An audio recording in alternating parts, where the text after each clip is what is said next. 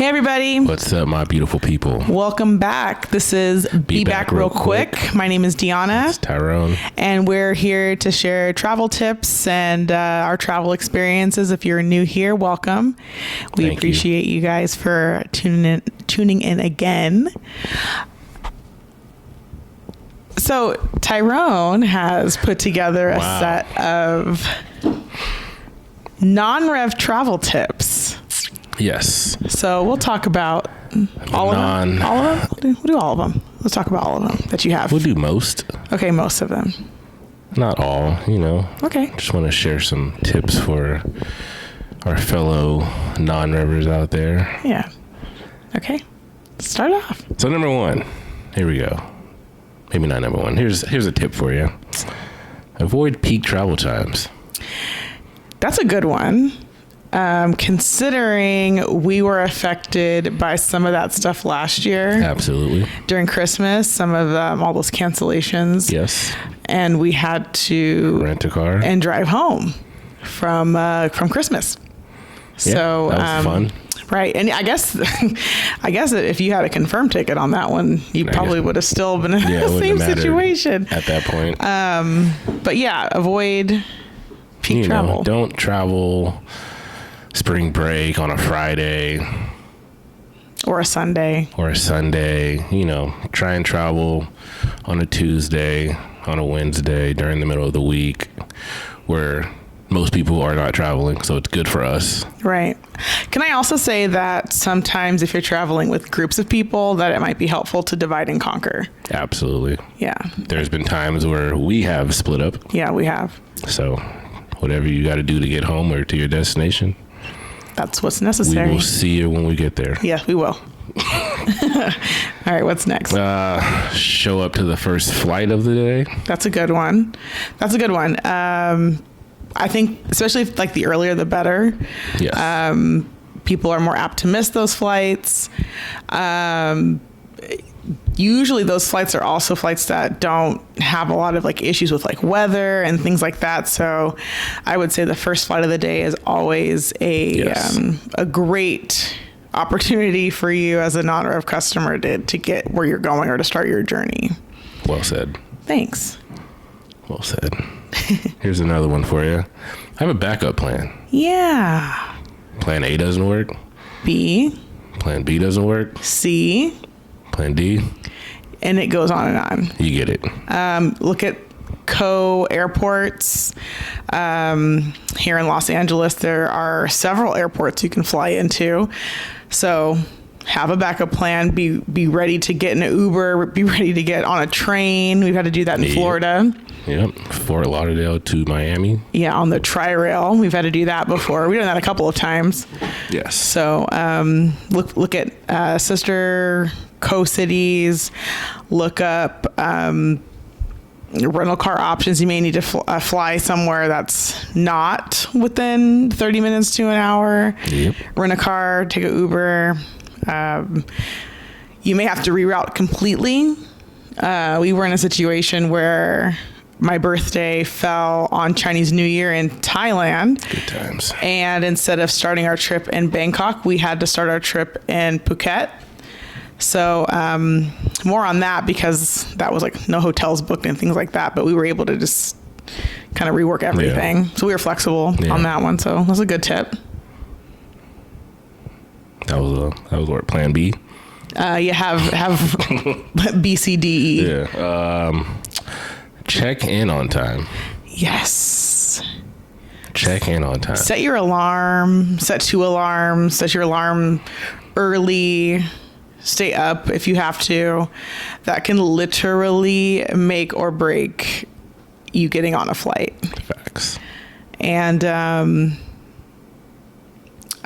also look at the cabin you're booking.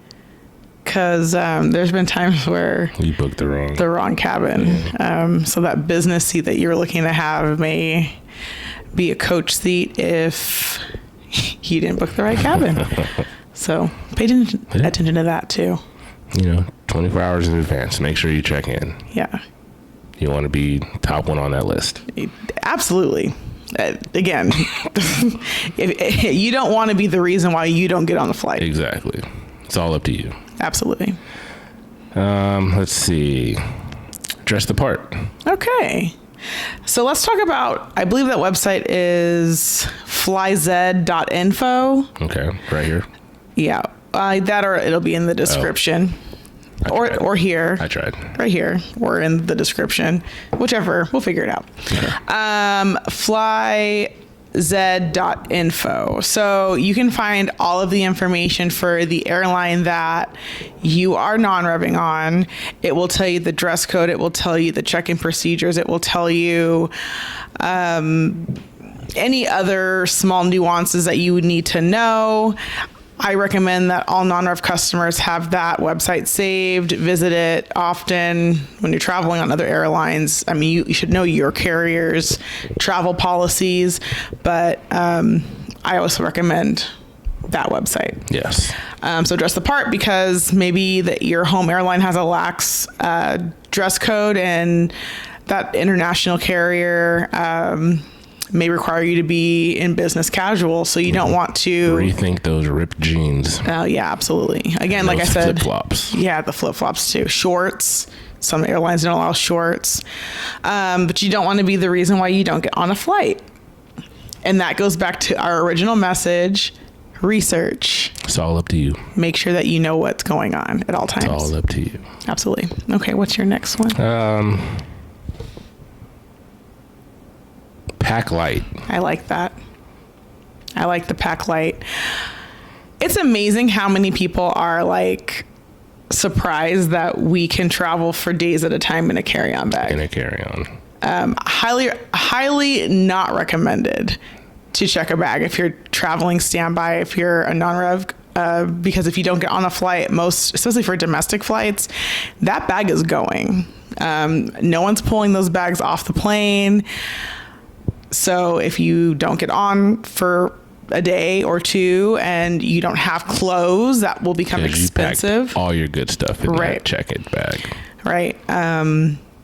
You're not going to have any clothes to wear. So, I mean, you want to be able to be able to pick up and move. Standby is unpredictable.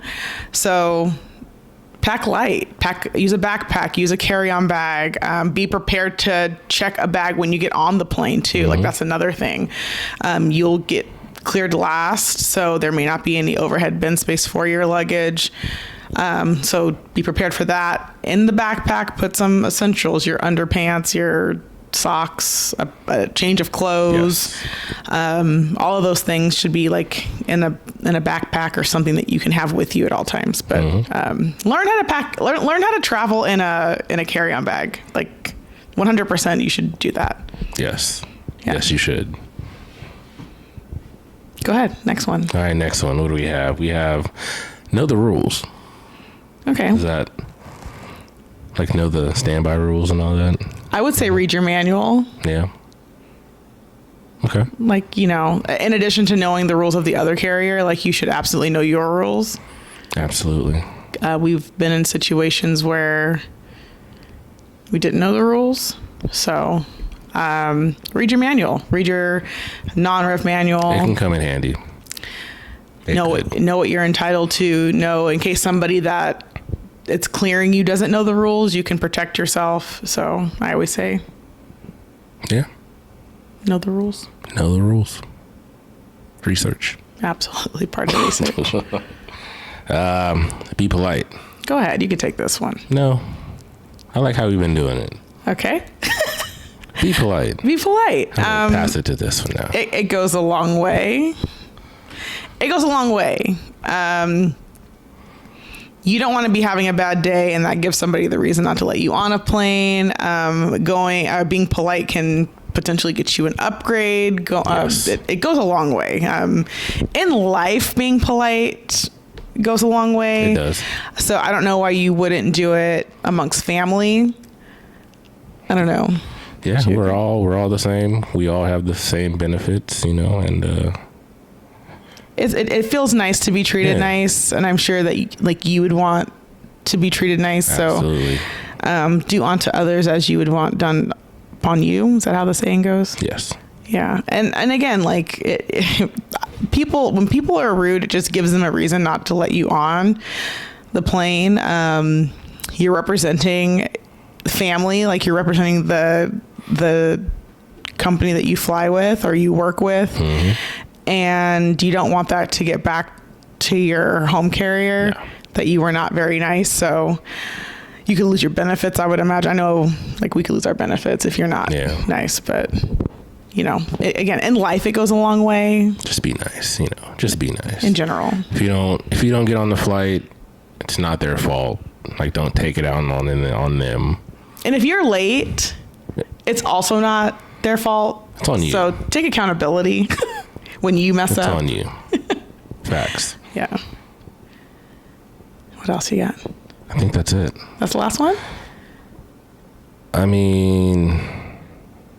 So going back to some of this, like, be flexible and things like that, I think the last one that I'd like to add, we talked about this in, like, one of the previous episodes, but having a good credit card, again, if you're traveling on a carrier that's not your home carrier, you may have to book and cancel and book and cancel and book and cancel. So I would highly recommend getting a credit card that benefits you, a credit card that will allow you the flexibility to have the 10 days to get all this money back if you don't get on your first option. So that would be, like, probably, I wouldn't even say, like, that might be like number like 1.5. Like, have a good credit card, because in non-rev life, you will need it. Yes, you will. And you don't want to rely on what's in your bank account and your checking account, which, I mean, if maybe you have it. Maybe you don't.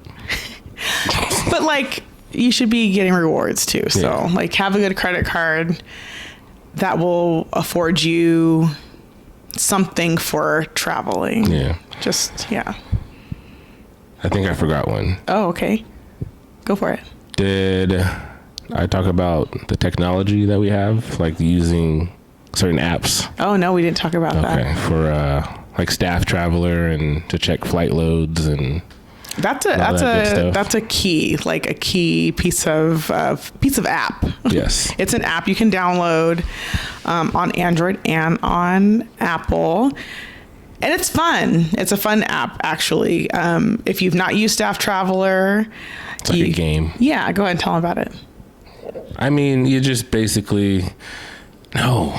Okay, so you answer flight loads for your own carrier, and then you get coins for answering the flight loads, and you use those coins to check other carriers. So if I know I have a trip coming up, I might hang out on Staff Traveler for a few weeks just collecting coins, because if I get stuck in Thailand or Barcelona, which happened, I may need to check the loads without having to, like, bother people. I keep bothering the crew members that work in these airports. Going to the counter and stuff like that. Yeah. So I think that, like, we've been pretty good, and sometimes people update, like, after you've submitted your request, but Staff Traveler, I would say it's pretty accurate. Yeah, I would say.